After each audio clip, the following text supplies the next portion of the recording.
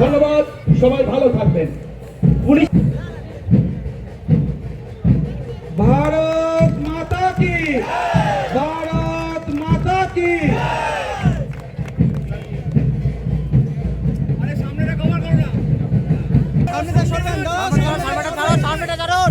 সামনেটা ছাড়ুন।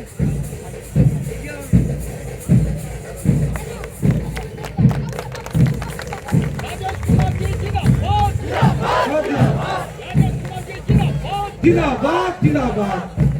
আমাদের ভারত বিখ্যাত ফুটবলার অরিন্দম ভট্টাচার্যকে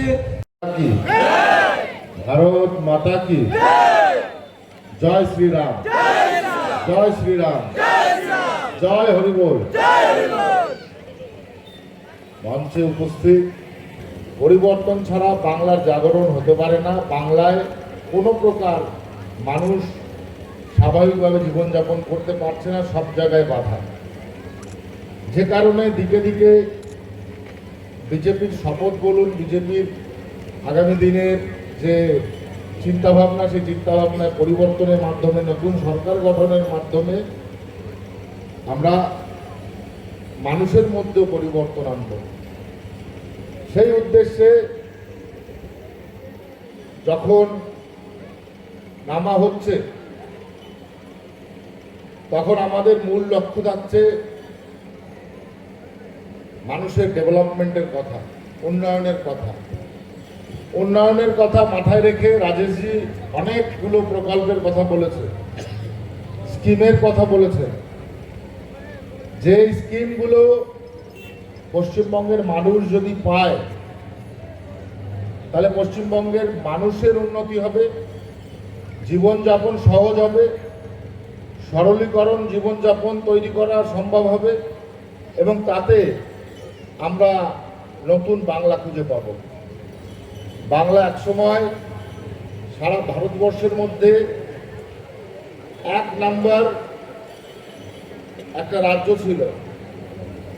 আজকে সেই পশ্চিমবঙ্গ 17 থেকে 18তম অবস্থানে পৌঁছেছে, যার দেনা কেন্দ্রীয় সরকারের কাছে 8 লক্ষ কোটি টাকা। আপনাদের কি মনে হয় না যে এই দেনা তাহলে কি করা উচিত? এই পশ্চিমবঙ্গের সরকারের দেনা শোধ করা উচিত। কেন শোধ করতে পারবে না? কারণ এদের তহবিলে পয়সাই নেই। কারণ এত বেশি সিন্ডিকেট রাজ আর অপকর্ম করেছে, টাকা আত্মসাৎ করেছে, যে এদের প্রত্যেকটা স্কিম থেকে টাকা নেওয়া কমপ্লিট, এদের এখন আর গোছানোর কিছু নেই। তাই 8 লক্ষ কোটি টাকা যদি শোধ না করা যায়, তাহলে প্রত্যেকটা শিশু যে জন্মগ্রহণ করছে, এই শিশুদের মাথা পিছু 70-80 হাজার টাকা করে দেনা নিয়ে এরা জন্মাচ্ছে। পশ্চিমবঙ্গের যে উন্নয়নটা হবে, সেই উন্নয়নটা হবে কোথা থেকে? দেনা শোধ করবে না উন্নয়ন হবে? তাহলে সেই দেনা শোধ করতে পারে কে? একমাত্র ভারতীয় জনতা পার্টি এবং তার সরকার। কোন রকম উন্নয়ন হবে না, রাস্তাঘাট এরকমই থাকবে, ব্যবস্থাপনার উন্নয়ন হবে না, নর্দমা হবে না, কোনো রকম কোনো বিকাশের কাজ হবে না, বাধাপ্রাপ্ত পাবে, কেননা টাকাই নেই। তাই ভারতীয় জনতা পার্টি সরকার তার যে ইস্তাহার, সেই ইস্তাহারে প্রকাশ করেছে যে আমাদের প্রথমেই দরকার মানুষদের ক্ষমতা আসার পরেই মানুষদের সহযোগিতা করা। সেই সহযোগিতাটা বিভিন্ন রকম হতে পারে। 1 নম্বর তো কিছু একটা স্কিম তৈরি করা, যাতে মায়েরা পয়সা পাবেন, যুবকরা পয়সা পাবেন। যতক্ষণ না পর্যন্ত চাকরি পাচ্ছেন, ততক্ষণ পর্যন্ত যুবকরা পয়সা পাবেন।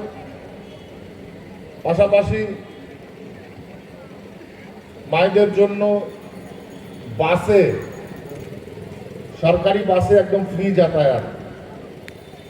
কোনো এক পয়সাও লাগবে না মায়েদের জন্য, সরকারি বাসে পুরো ফ্রি যাতায়াত। তাই ভারতীয় জনতা পার্টির উপর ভরসা রেখে আমাদেরকে সরকার গঠন করতে হবে। আমরা চাই না কাটমানির সরকার থাকুক, আমরা চাই না সিন্ডিকেটের সরকার থাকুক, আমরা চাই না যে হাইজ্যাক করে নেওয়া সরকার। হাইজ্যাক কেন বললাম? প্রধানমন্ত্রী আবাস যোজনা বাংলার গ্রামীণ আবাস যোজনা করে হাইজ্যাক করে নিয়েছে। প্রধানমন্ত্রী সড়ক যোজনা বাংলার গ্রামীণ সড়ক যোজনা করে হাইজ্যাক করে নিয়েছে। এগুলো দিচ্ছে কেন্দ্র, কিন্তু এটা হাইজ্যাক করলো কেন? নরেন্দ্র মোদীজির প্রচার হয়ে যাবে তাই, নরেন্দ্র মোদীজির এবং ভারতীয় জনতা পার্টির প্রচার হয়ে যাবে তাই। এরা লক্ষ্মীর ভান্ডারে কত দিচ্ছে? লক্ষ্মীর ভান্ডারে 1500 টাকা, এসসি এসটিদের জন্য বোধহয় 1700 টাকা, তাই তো? আমরা অন্নপূর্ণা যোজনার মাধ্যমে 3000 টাকা দেব,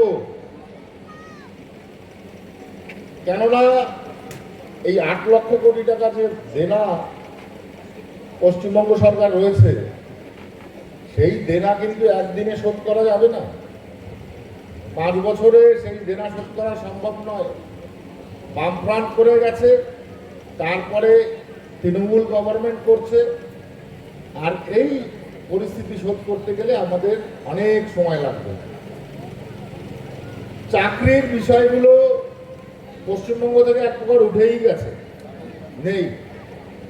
কেননা এদের ভ্রুক্ষেপই নেই যে রাজ্যে বেকারত্ব বাড়ছে, মানুষের চাকরি দরকার, মানুষের কর্মসংস্থান না হলে এরা চায় প্রত্যেকটা পরিবার দরিদ্র সীমার নিচে থাকুক এবং প্রত্যেকটা পরিবার অশিক্ষিত হয়ে থাকুক, তাতে এদের রাজপাট চালাতে সুবিধা হয়। মানুষ যত অশিক্ষিত আর দরিদ্র হয়ে থাকবে, তত বেশি উপরের নেতা যারা রয়েছে তাদের বেশি কি হবে? ইনকামটা হবে এবং তাদের কি করতে মানে চালাতে সুবিধা হবে। মানুষ কম বুঝবে তো সে অশিক্ষিত হলো। যে কারণে শিক্ষা ব্যবস্থার এই অবস্থা করে রেখেছে পশ্চিমবঙ্গে। দেখুন, প্রত্যেক কমিউনিটির মধ্যে এরা গন্ডগোল পাকিয়ে রেখেছে, প্রত্যেকটা ধর্মীয় স্থানে এরা গন্ডগোল পাকিয়ে রেখেছে। অপরদিকে আমি মতুয়াদের কথা বলছি, আমাদের মাননীয় প্রধানমন্ত্রী মোদীজি আমাদের সারা বিশ্বব্যাপী অ্যাড্রেস করার জন্যে ওরাকান্দি, বাংলাদেশের ওরাকান্দি অব্দি ছুটে গেছেন, জানেন তো আপনারা। তাহলে সেই ওরাকান্দি পর্যন্ত ছুটে গেছেন কাদের অ্যাড্রেস করার জন্য? মতুয়াদের। কেননা পশ্চিমবঙ্গের বাইরে মতুয়াদের কোনো কেউ চিনতই না আগে। মোদীজি যখন বাংলাদেশে ঠাকুরনগরে এলেন, তারপরে কিন্তু মতুয়াদের সবাই চেনা শুরু করেছে এবং মতুয়াদের সম্পর্কে এত বেশি জাগরণ।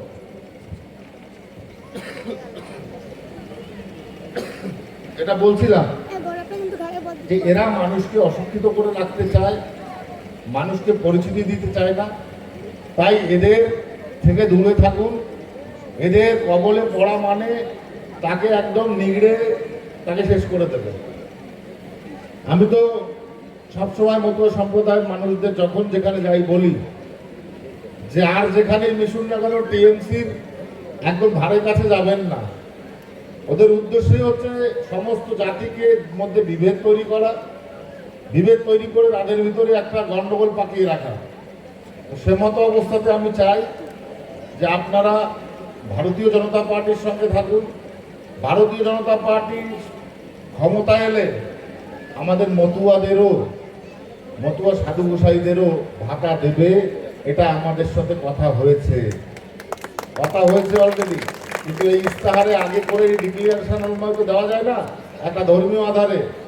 কিন্তু কথা হয়েছে যে আমাদের জন্য হিন্দু যারা পূজারী আছে, এরকম বেছে বেছে যারা আছে সকলকে যারা এর আওতায় পড়বে তাদেরকে ভাতা দেওয়ার ব্যবস্থা করে। তো জগদ্দলের আমি যে পরিস্থিতি দেখছি, এখানে আপনারা রাজেশবাবুকে ব্যাপকভাবে জয়যুক্ত করাবেন, সেটা আপনাদের মোটিভেশন দেখেই আমরা বুঝতে পারছি। সত্যি কথা বলতে গেলে এই সরকার না গেলে পশ্চিমবঙ্গের প্রকৃত উন্নয়ন হবে না। সত্যি কথা এটাই। অতি আবশ্যিক যেই সরকারটা যাওয়া, কারণ এদের যা নেবার এরা নিয়ে নিয়েছে। এদের এখন উপরি পাওনা হচ্ছে এই মানে ক্ষমতায় ভেসে থাকা। ক্ষমতায় বেশি থাকলে সমস্ত ফেসিলিটিগুলো পাওয়া যায়, তাই টিএমসির উদ্দেশ্য। এদের কিন্তু এরা এক প্রকার হাল ছেড়েই দিয়েছে, আমরা দেখতে পাচ্ছি।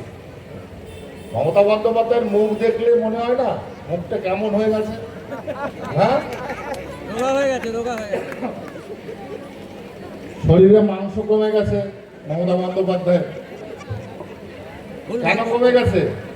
কমেছে একটাই কারণে, tension, high BP, blood pressure আর কি তৈরি হয়ে গেছে, যে কারণে আজকে মমতা বন্দ্যোপাধ্যায় চিন্তিত। কিন্তু চিন্তার কোনো কারণ নেই দিদি। আপনি আর খুব বেশি সময় লাগবে না, আর কিছু সময় অপেক্ষা করুন, তারপরে আপনার ছুটি। আমরা আপনাকে বাঘের পিঠ থেকে নামিয়ে গদিতে বসিয়ে দেবো, অন্য গদিতে বসিয়ে দেবো, চিন্তা করবেন না।